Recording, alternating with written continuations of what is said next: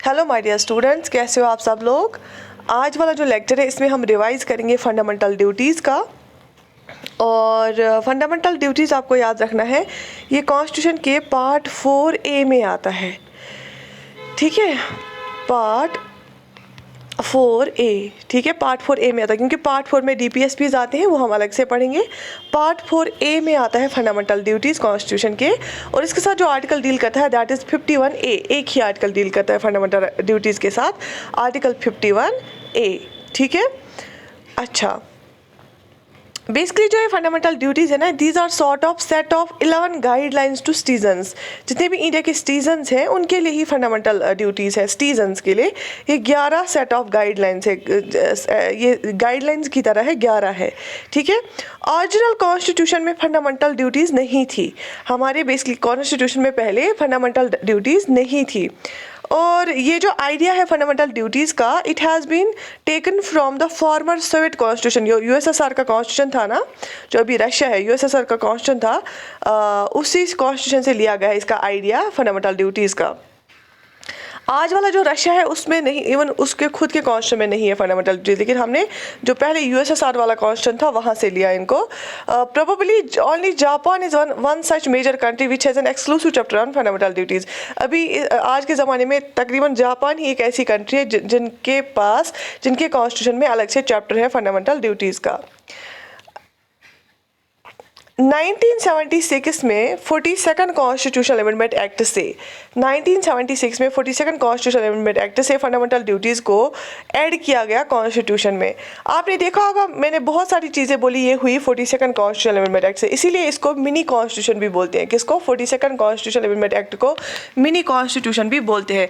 42nd constitutional amendment act जो हुआ 1976 में, उसी अमेंडमेंट की से क्या किया गया, फंडामेंटल ड्यूटीज़ को ऐड किया गया कॉन्स्टिट्यूशन में, इंट्रोड्यूस किया गया कॉन्स्टिट्यूशन में।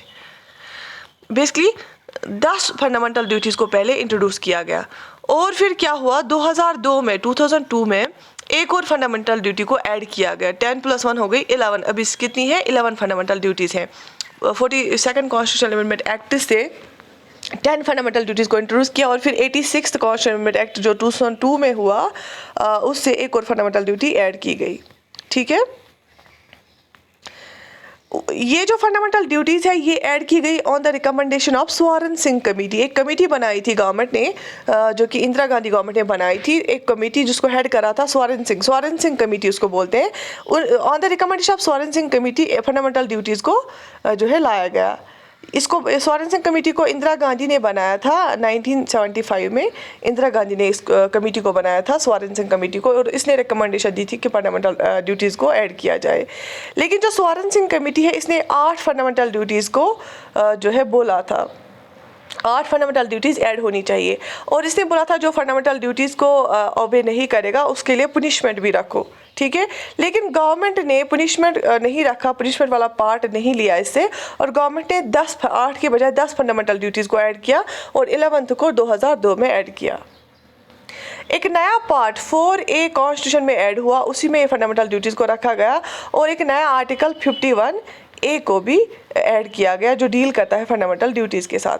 तो फंडामेंटल ड्यूटीज़ किस में है? पार्ट 4A में है, और आर्टिकल 51A इसके साथ डील करता है। 42nd कॉन्स्टिट्यूशनल अमेंडमेंट एक्ट से इसको इंट्रोड्यूस किया गया, और 11th ड्यूटी फिर 86th constitutional amendment act of 2002 उससे ऐड हुआ ऑन द रिकमेंडेशन ऑफ स्वर्ण सिंह कमेटी। तो 10 पहले इसको की गई थी 51A के अंदर 10 फंडामेंटल ड्यूटीज़, लेकिन अभी कितनी है? 11 फंडामेंटल ड्यूटीज़ हैं हमारे पास। जैसे कि यहाँ पे लिखा है, 11th fundamental duty was added by 86th amendment act 2002 में 86th अमेंडमेंट एक्ट से 11th फंडामेंटल ड्यूटी को ऐड किया गया। यहाँ तक समझ आई, ये कुछ चीज़ें थी फंडामेंटल ड्यूटीज़ के रिलेटेड।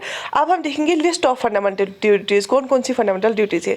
सबसे पहले, to abide by constitution and respect its ideals and institutions, the national flag and national anthem, कि हमें कॉन्स्टिट्यूशन को मानना है। हम जो सिटीजन्स हैं उनकी ड्यूटी है कि वो कॉन्स्टिट्यूशन को माने, उसको फॉलो करें और रेस्पेक्ट करें। जितनी अभी हमारे आइडियल्स है, इंस्टीट्यूशंस है, हमारा नेशनल फ्लैग है, नेशनल एंथम है, उसको रेस्पेक्ट करें।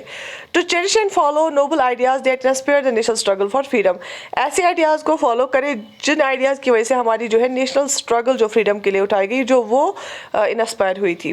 तो uphold and protect the sovereignty unity and integrity of India, हमेशा हमें ध्यान देना चाहिए कि हमारी जो और इंडिया की सॉवरेनिटी है या यूनिटी है, इंटीग्रिटी है, वो बरकरार रहे। To defend the country and render national services when called upon, so अगर जब कभी भी हमें हमारी नेशन को जरूरत पड़ेगी हमारी सर्विसेज के लिए, हमें वो देनी चाहिए। To promote harmony and the spirit of common brotherhood among us to all the people of India transcending religious, linguistic and regional और sectional diversities and to renounce practices derogatory to the dignity of India, आपस में भाईचारे रखने की जरूरत है। और जो भी कोई प्रैक्टिस है जिससे हमारी वुमेन, हमारी औरतों की डिग्निटी कम हो, उस प्रैक्टिस को छोड़ देना चाहिए। हमारी औरतों की डिग्निटी का ख्याल रखना चाहिए। जितनी भी हमारी to value and preserve the rich heritage of country's composite culture, जो भी हमारी कंट्री का रिच हेरिटेज है, हमारा जो है कल्चर का रिच हेरिटेज है हमारा पुराना, उसको प्रिजर्व करें और उसको वैल्यू करें। To protect and improve the natural environment including forests, lakes, rivers and wildlife, and to have compassion for living creatures, अपने एनवायरनमेंट को बचाए, फॉरेस्ट्स हो, लेक्स हो, रिवर्स हो, वाइल्ड लाइफ हो, सबको बचाना है हमें और कंपेशन दिखाना है। To develop scientific temper, humanism and the spirit of inquiry and reform, हमें अपने आप में साइंटिफिक टेम्पर डेवलप करना है। ये नहीं कि आप ब्लाइंड फेथ करो कि पुराने ट्रेडिशंस के साथ कुछ सुपरस्टिशंस बिलीफ्स पे फॉलो करो, नहीं, हमें साइंटिफिकली बहुत लॉजिकल बेसिस पे, रीजन बेसिस पे रहना चाहिए, ह्यूमनिज्म दिखानी चाहिए। To safeguard public property and to abjure violence, कभी भी वायलेंस में हिस्सा नहीं लेना है। और जितनी भी हमारी पब्लिक प्रॉपर्टी है, लोगों के पैसे से, टैक्स पेयर्स के मनी से बने हुए हैं, जैसे गवर्नमेंट हॉस्पिटल्स है, स्कूल्स है, रोड्स है, उनको हमें सेफ गार्ड करना है, बचाना है। To strive towards excellence in all spheres of individual and collective activities so that the nation constantly rises to higher levels of endurance and achievement, हम जिस भी फील्ड में है, इंडिविजुअली जिस भी फील्ड में या कलेक्टिवली जहाँ पे भी हम काम कर रहे हैं, हमें एक्सलेंस दिखानी है सो दैट कि हम अपनी कंट्री को बहुत ऊंचाइयों तक ले जा सकें। To provide opportunities for education to his child or ward between the age of 6 and 14 years. This duty was added by the 86th Constitutional Amendment Act 2002.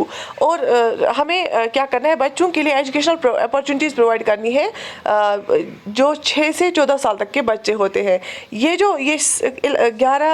11वीं ड्यूटी है ना, 11th ड्यूटी, इसको ऐड किया गया था 86th कॉन्स्टिट्यूशन अमेंडमेंट एक्ट से 2002 से add किया गया। ठीक है, so these are the 11 fundamental duties जो हर एक सिटीजन को फॉलो करनी होती है। सोरेन सिंह कमेटी ने रिकमेंडेशन दी थी 8 फंडामेंटल ड्यूटीज के लिए, लेकिन फिर गवर्नमेंट ने ऐड की 10 फंडामेंटल ड्यूटीज।